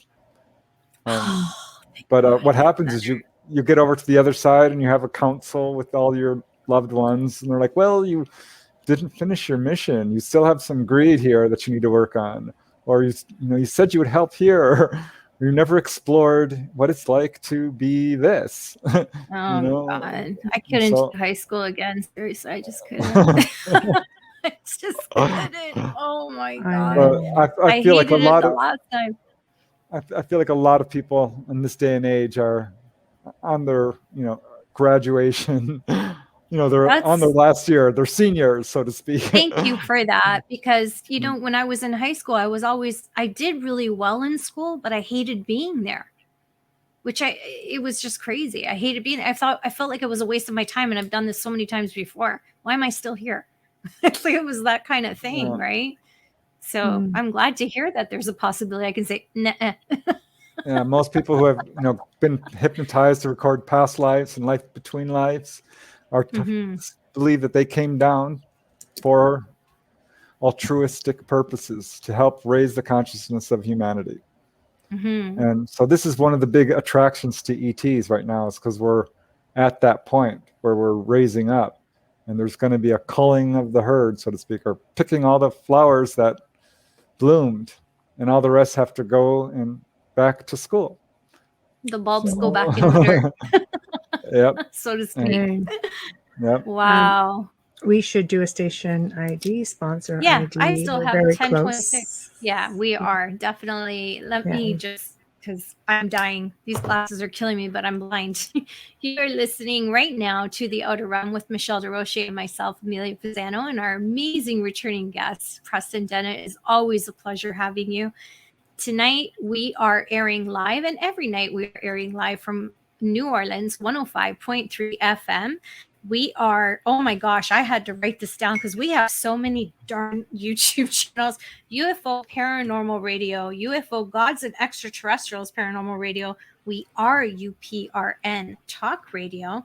And tonight and every night, thank you, Folgers, for fully sponsoring our show. So thank you, Folgers. We love you. And thank you for tuning in last night. We love you guys. Absolutely. Yeah, I was feeling a little bit jaded when that other sponsor was mentioned. Oh, I know. Well, that's I know. Joe's deal. Sorry. Joe's I know. deal. Joe decided he was going to interview us last night. I'm just like, what? I have my own sponsor. What makes me feel like I'm cheating on my sponsor? That's not a thing. I know. He did a great interview, though. He was really good. No, it was good. It was good. So, your next book, when you talk about investigators, do you find people who investigate ufology get into all of this eventually? Because there are some organizations that just study UFOs. They don't really get into, they don't get into extraterrestrials or those sort of experiences at all. But do you find that it's just a matter of time before they do get abducted? It's definitely a thing. I did a study of it. Yeah, if you start looking into UFOs, they will look into you. They're very much on top of things. Right. And that's true for ghosts, too. I mean, if you start walking through haunted cemeteries and haunted prisons and hospitals and so forth, you bring ghosts home. This is true. It's you're going to bring an alien home. That's great. No. So, yeah. I mean, it's an idea whose time has come. ETs, I think, we're on the verge of open official contact. Disclosure will happen. It's not going to be our government, I don't think. No. It might be Mexico. It might be Brazil, Chile, a smaller government. Canada. Or maybe. Hey, France discloses all the time. They're very open with their people. They have been for years and years. I'm not sure any government is really going to do it. I think it's probably going to come from a CE5 group. Yeah. Or a major event, a la Phoenix Lights or something along those lines, where they're like, all right, we're done. We're showing ourselves. They're ready. And do you find with a lot of what the videos that the government has or military has put out there, it's all about, look at, we're being swarmed, look at, our pilots are being chased. Do you think they're trying to instill more fear? Because now we're not fearful of them anymore. I mean, everybody's got a camera phone. Everybody's got eyes on the skies. So they have to come up with something almost like a whole other gimmick. Do you think they're trying to make you fearful of contact? Yeah, I sure do. And this is why the media is very fear slanted, very fear based. And a lot of the shows we see are like, aliens are coming to take over. Look at a lot of the movies are very fear based. Yeah. Very few are friendly aliens, like, Starman, E.T. the Extraterrestrial, Close Encounters. Yeah. All the rest are pretty much Contact fear-based. was the newest one. I really enjoyed that one. I thought that was really well done. What about that one with Amy Adams? What was that called? Oh my gosh. Arrival. Yeah. What did you think of that? Like, pop culture wise, I watched it. What was it, a week or two ago? Because I think I text Michelle like 100 times a day, but I think I told you when I was watching it, and I saw it from a different perspective this time because, of the shows and everything, and speaking to so many people and learning so much. It was a different view for me. How did you feel with that interpretation? I enjoyed it as entertainment. It kind of bothered me because it wasn't accurate in terms at of all, right? not really. I mean, it had some interesting points, like how, how we might react to an alien presence, and how fear-based we are when really it's not what they're all about.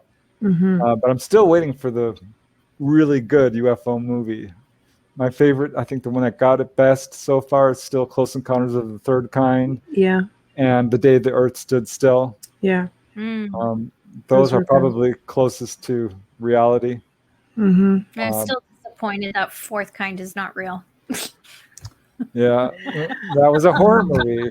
I love that. The government is putting forth an alien threat narrative, and it's not warranted. It's not true. No, they are. Yeah, I think there's a question in chat. Sorry. No, but I cut Preston off. Are you finished? Sorry, I don't want to read the question. Preston was still talking. No, go ahead. Okay, thank you. Zachman is asking, when we come into contact with ETs publicly, will it be at random or will it be on an orchestrated event, and why? Orchestrated. And I'm going to underline that and put it in bold and put an exclamation point after it. Wow. Because they're very, very, very much on top of things. I mean, they are the ones who are in control ultimately. And I think they're very, very carefully doing what they're doing, and are doing, it's not a coincidence when they're showing themselves to a person. They know who is seeing them. They're showing themselves to school children. Why would they do that? It's a very clever way to sort of announce their presence. Right? Yeah. Exactly. Yes, yes. And bit by bit, they're showing themselves more and more and more. I think it's very much orchestrated. And I think at some point we are going to have a huge wave of sightings where they just land en masse, and it's going to be, I mean, calling it a mystery is almost disingenuous at this point. The government knows what it is. Right. People know what it is. It's aliens. Don't tell me it's interdimensionals or crypto, ultra, whatever. They're aliens. They're extraterrestrials. We know what they are. Right. We have enough evidence, whether it's landing traces or radar returns, multiple eyewitness accounts, onboard experience, implant removals, for Pete's sake. Right. Stop it. Yeah. It's like making you, giving you bad, whiplash. Yeah. So crash retrievals. Do they work together, like this orchestrated event? Will there be many races just saying, screw it, we're all in and everyone's going to participate? Or do you think some will come before others? No, I think it's going to be together. It might be just one race, but all of them are going to know about it. They all know what each other are doing, because we are very I said it before, compartmentalized. We're deaf. Let me put it that way. We're not, because we're not using our telepathy, which is a natural human ability. Really? And it's something we do have. It's been proven in a laboratory setting. We are all telepathic. We're all very much in touch with each other in our larger minds. And this all becomes apparent when you start doing astral travel, and for contactees know it because they have very strong intuitive abilities. And they're trying to wake us up to that ability to become telepathic. So yeah, when they land, all the ETs out there will know it. They do work together. And we see this. We see humans working with praying mantis, working with greys, working with strange humanoids of all kinds. And should people be afraid to talk about their experiences, or should they be screaming it out from the rooftops?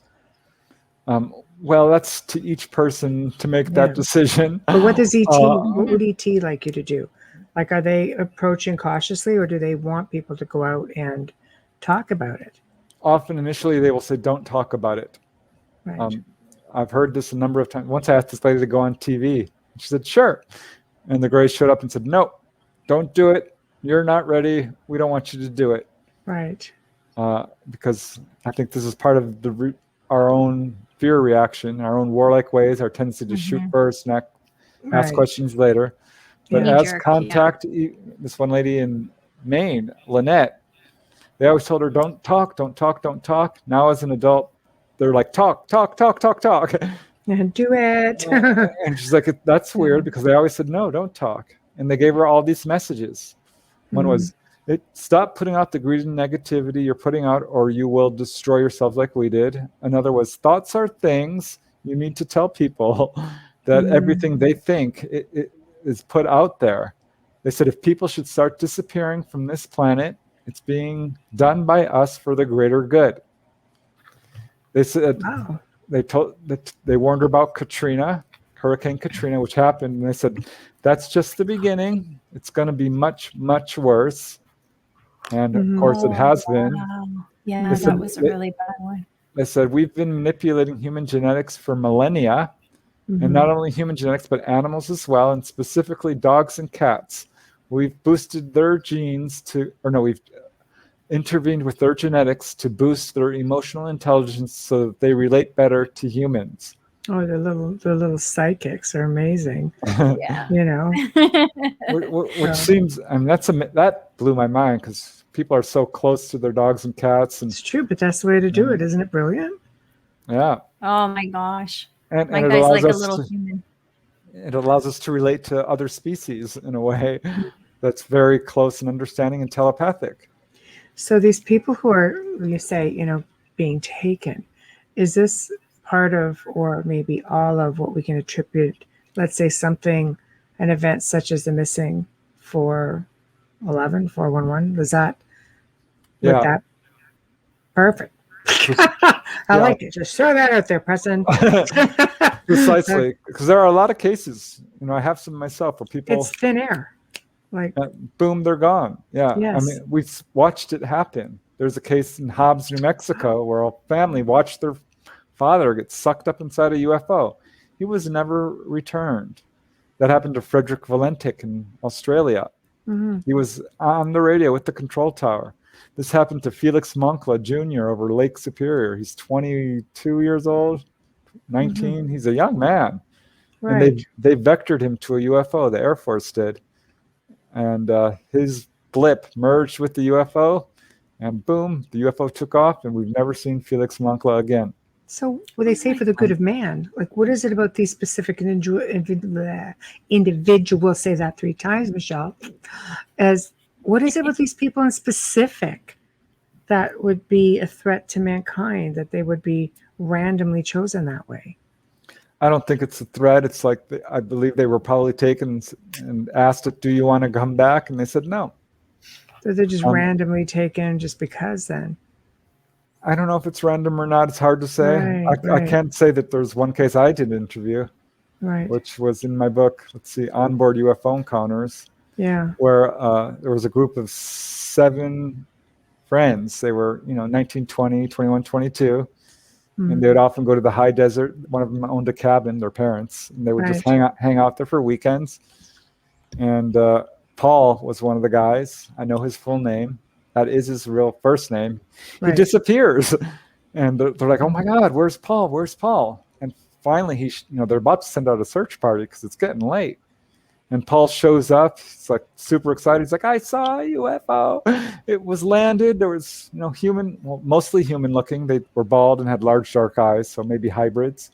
Right. And he describes this incredible encounter that was very friendly. They took him on board. He said they were very nice. They showed him the craft. It was very clean, all white. They wore white jumpsuits. Said they're studying this area. Do you want to come with us? And he's like, huh. They said, if you do, you can't come back. And he said, well, no, I don't want to. And they said, okay, that's fine. But if you want to, we're going to be back here next year at this time, on this day. Wow. And so this is the story he told his friends. And they're like, oh my God, wow. Are you lying? And he's like, no, I'm totally serious. And I interviewed one of the friends. And long story short, a year goes by and Paul starts giving away his stuff. And he's going. And his friends are like, oh my God, are you going? And he's like, I'm not sure. I'm going to drive out there and I'm going to check it out. And he does. He drives out there and doesn't come back. And so his friends drive out there with Paul's parents and find his car with the keys in it. They never found Paul. Paul is gone. They called the police. And the police are like, all right, what happened? And they said, well, this UFO landed. And that'd be hard. Yeah, too. Wow. Yep. But there was, 5 guys who all said the same thing. Parents were, of course, upset. It was a missing persons case, which was never solved. But I think we solved it.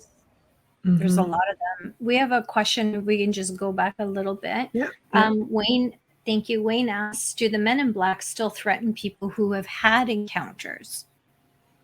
Yeah, I think that does turn up. I have only 2 or 3 classic Men in Black cases. So it's hard for me to speak to that because I don't have a whole lot of information. I've certainly followed it. If you get photographs or if you're super vocal, there was a case in Texas, which I think, not that recent though. So it's hard to say whether it's still recent, but I would imagine, if you got hold of physical evidence that they might show up. But this guy in Texas was given a piece of metal by the ETs. They said it's a really interesting case. He had his last encounter. He recalled it under hypnosis. He didn't like his encounters. He was unhappy. Felt it was negative. But under hypnosis, recalls his last encounter. And this female gray walks up to him. She's like, "Hi, my name is Nelda." And she says, "I'm the highest ranking female on the ship. I'm the commander. And thank you for allowing us to work with you. We're done with you. Aren't you happy?" And he said, "No, I'm mad as hell." And she said, "What's mad? What's hell?" And he said, "Oh, okay." And explained what mad and hell was. And she said, "Oh, well, we have had some trouble understanding human emotions. You guys are so emotional." And she said, "Well, we'd like to give you this gift." And she showed him this shiny piece of metal. It was basically lead ore, galena. She said, we'll put it in your house, and you'll know it's from us. And it showed up on his dresser. And so he grabbed that piece of metal and was on his way to meet Constance Clear, who is his hypnotherapist, UFO researcher, and got run over by the Men in Black, run off the road by the Men in Black, who somehow knew, even though he didn't tell anybody, and took his UFO papers, took the piece of metal, and said, "Don't talk. If you talk, there'll be trouble."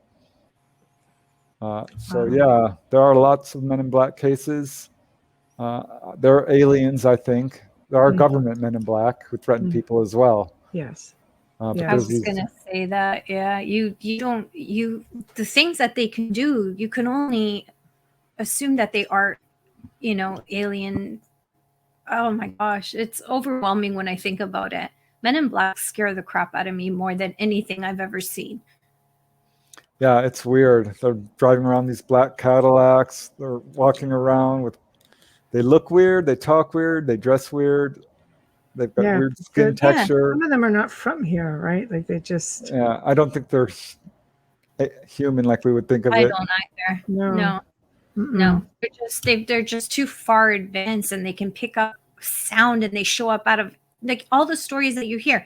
They show up out of nowhere, or they're constantly watching, and then all of a sudden they're there. It's like, really, you have to have more than human ability to do something like that. You have to be magical in some way. It's weird. It's a weird aspect to the whole UFO phenomena. This field has layers and rabbit holes and mazes, and it's just, gosh, it's an enigma in so many different ways. Well, I'm so grateful you're out there researching and telling us all about it.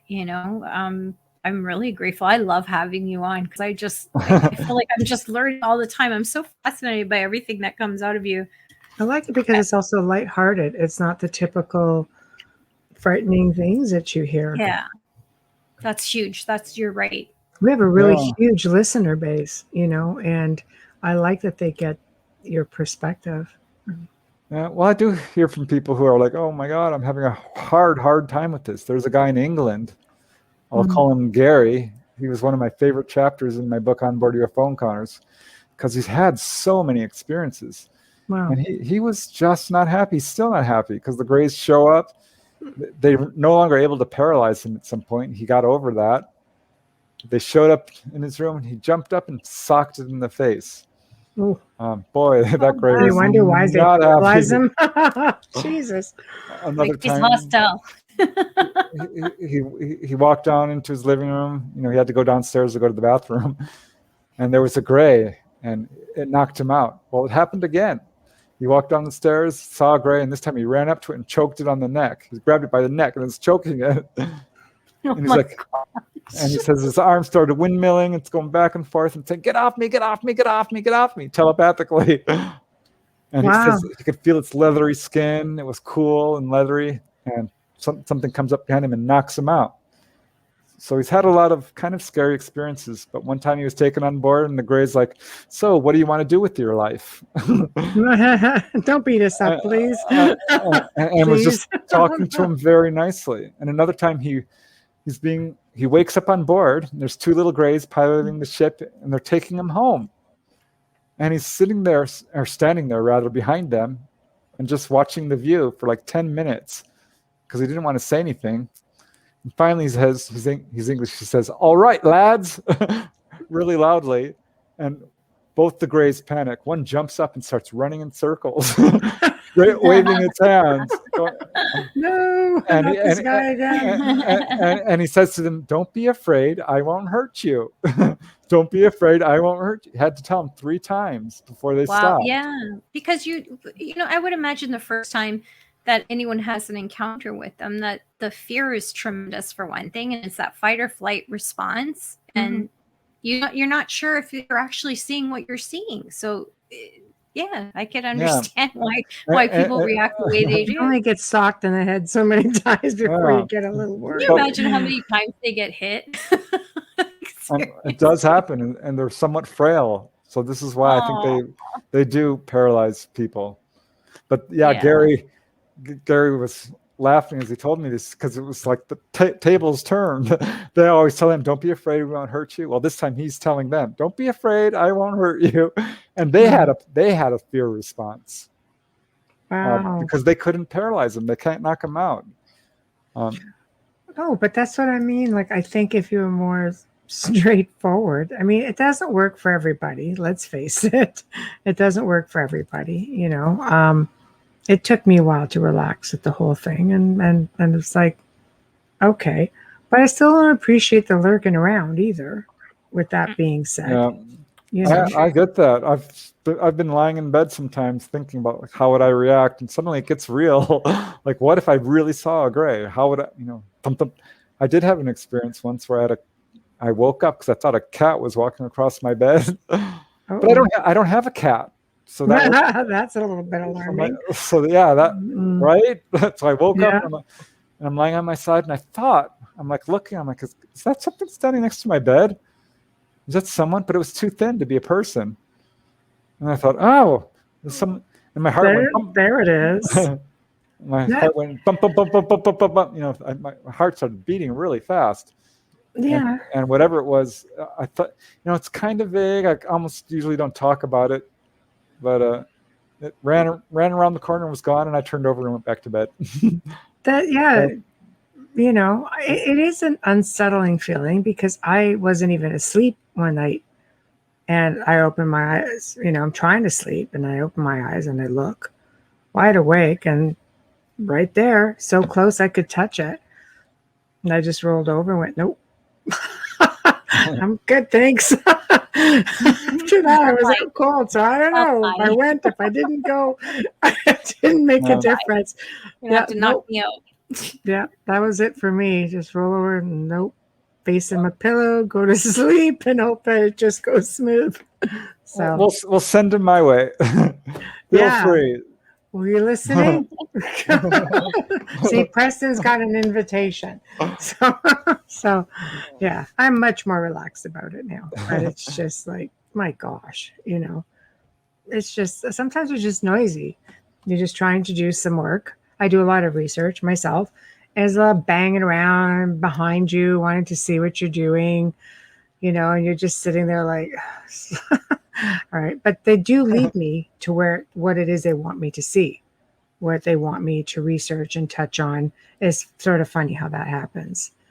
I truly think they are benevolent. I mean, there was one guy who had suicidal ideations. He was going to commit suicide. Aww. He went out to the desert and had the gun and cocked it and pointed it to his head, and a gray showed up. Oh, and the gray's like, no, you're not doing that. Wow. And that's not the only case I have of that. Yeah. Intervention. That they intervene like that. So if somebody out of the blue just steps outside and tries to contact them and says, I need help with my health, will you help me? Have you heard cases where they never had contact and all of a sudden went out there and everything they could because they're at their wits' end and they've come and healed them? Yep. A lady was suffering total renal failure. She hadn't gone to the bathroom for like 2-3 days. Finally, she goes to the doctor, and the doctor is horrified. He's like, oh, my God, you have complete renal failure. You need to go to the emergency room right now. And she went home to tell her family, like, I'm going to have to go to the hospital. I'm having renal failure. And she called up her work, pray for me. She called her friends, pray for me. Called her family, pray for me. And fell asleep, got knocked out. And wakes up, and there's these beings next to her bed, and they're doing something to her abdomen. She said it lasted a while. They were short, darkish skin, not your typical grays. And she woke up and went to the bathroom, called the doctor, and went to see him. And he's like, oh, my God, what happened? She says, I think angels came. So she told her family it was angels. That's cute. But then it was like 2 months later, she finds herself on board a craft. Presumably there was rounded walls and indirect lighting and so forth. She's on a table. They're showing her organs in full hologram above her. Wow. And they said, here's your kidneys. Don't they look good? You're healthy now. And she said, yeah, they look good. And they showed her liver. And there were all these black spots on it. And they said, see these black spots? And she said, yeah. They said, you need to stop drinking Diet Coke. It's damaging your liver. Wow. So we're not fixing it for you. We want you to change the habit. Yeah, I mean, essentially. Yeah, they told another guy, stop smoking marijuana. They told him, this is not the life we had planned for you. Wow. I thought, wait, what? You planned this guy's life? Okay. It makes total sense, though, how they told her about the Diet Coke, because she can change that on her own. And like you were saying earlier, they can't do everything for you. There's some things you have to do where they intervene with her kidneys, because that was not something that even medical would have been able to do, that she would have needed a transplant to survive. Yeah. Another lady with no history of contact was diagnosed with breast cancer. The Greys came and healed her. One lady did have a lifetime of contact. The Greys came and said, you need to stop eating fatty foods. Boy, was she mad. She said, I don't like being called fat by these Greys. Rather this big. Right. But yeah, they dispense, dietary advice and living style advice. Jim Sparks, a contactee, was taken on board, and the Greys handed him this gift. They said, "This is our gift to you." And it was a container filled with this black, foul-smelling goo. And he's like, "Ew, what's this?" Yeah. Like some gift, right?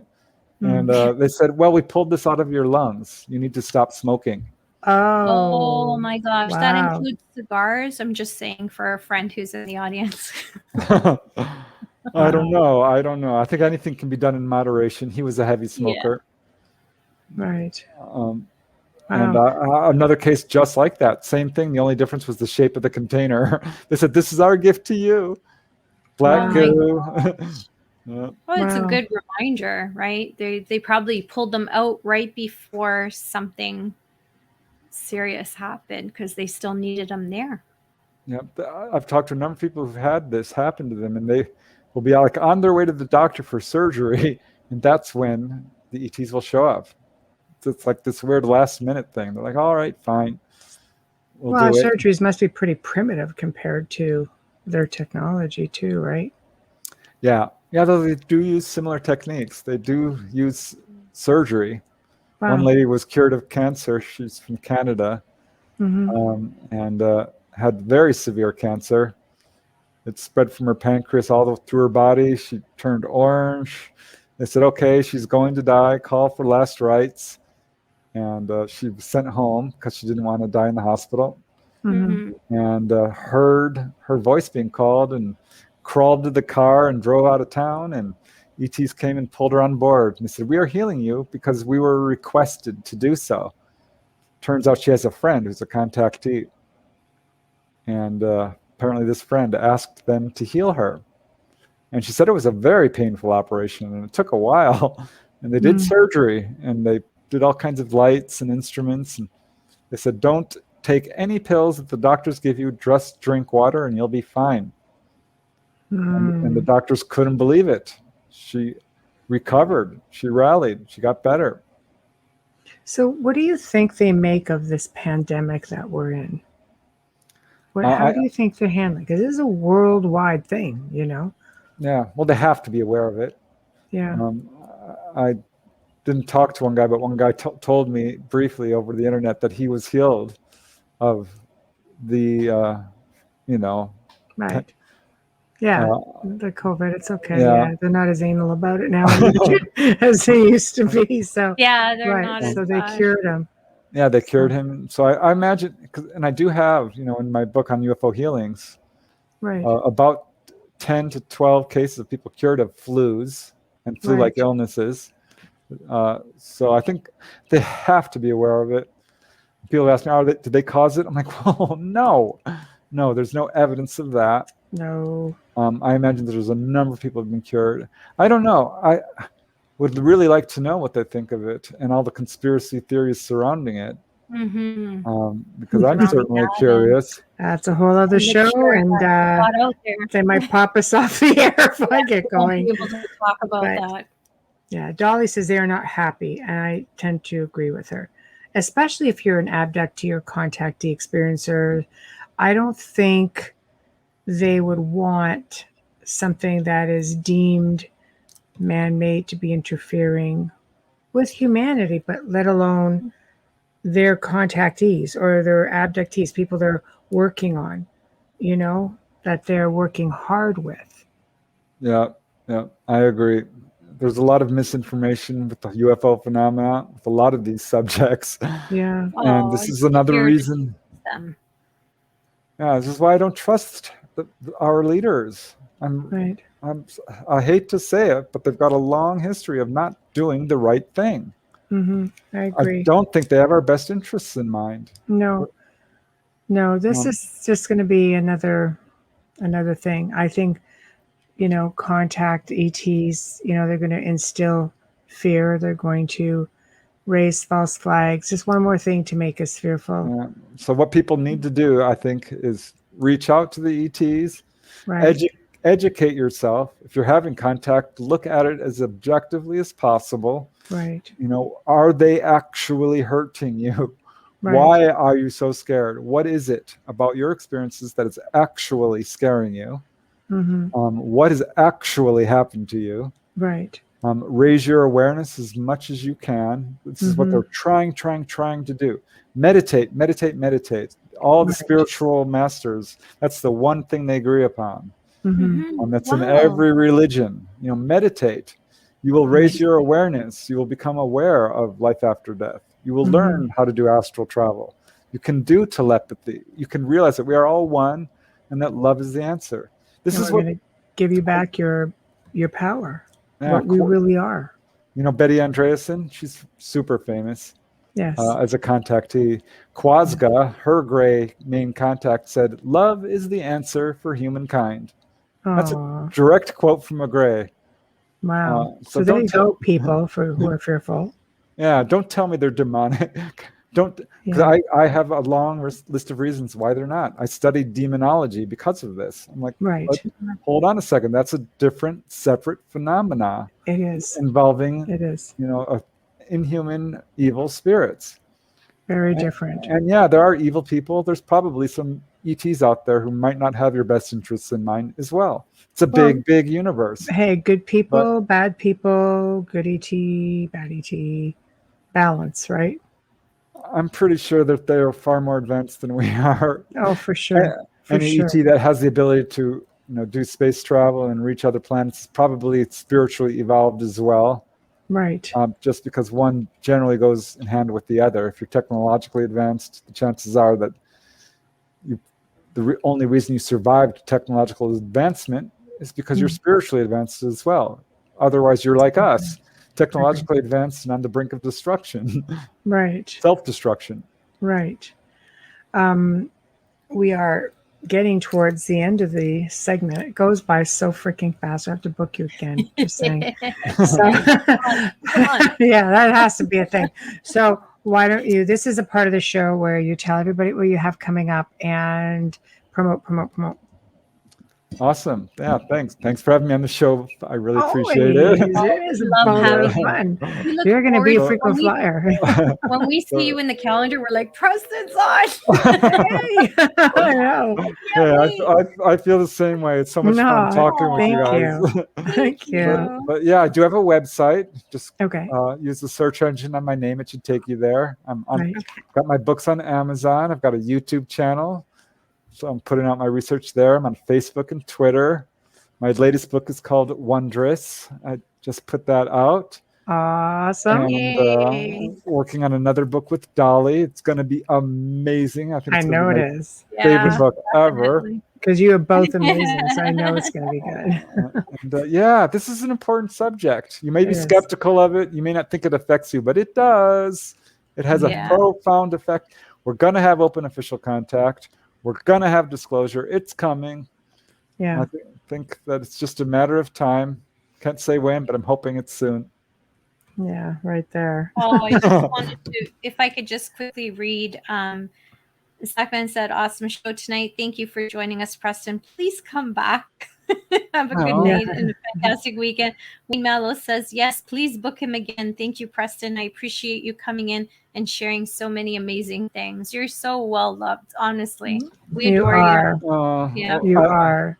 So I will be in touch, and we're booking into the new year now, but we will get you back on, and by then, hopefully, your book with Dolly will be out, on the shelves also.